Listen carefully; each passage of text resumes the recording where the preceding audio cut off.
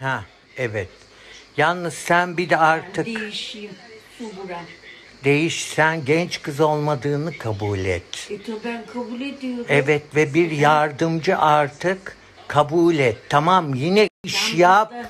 Ama burada ne kadar bana yardım etti. Burası için demiyorum. Artık senin... Ben İstanbul'da hiçbir iş yapmıyorum.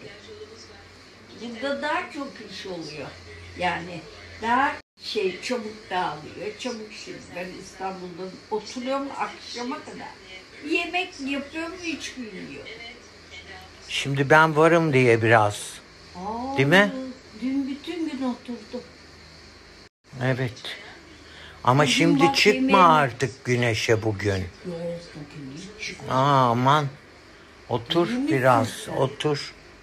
Burada terlemek de yapıyor. Hasta mı oldunuz Şelale Hanım? Vallahi hasta değilim de öksürüyorum ne hikmetse. Çünkü cereyanda kaldın, çok terledin, çok koşturuyorsun, Hiç evet, koşturmuyorum. çok koşturuyorsun. Neyse ben gidiyorum, bir ilacın var, bir 5 gün dinlen. Hiç bırak yemeği Vallahi gerekirse ben sonra vallahi sen böyle yorulacaksan ayrı eve taşınayım.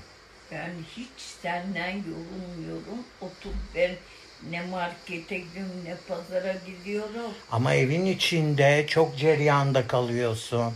Hep kapıyoruz. Hiç İyi. Öksürük oldun işte. Öksürük olduk.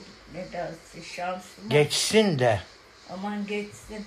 Geçer. İnşallah. Geçer tabii.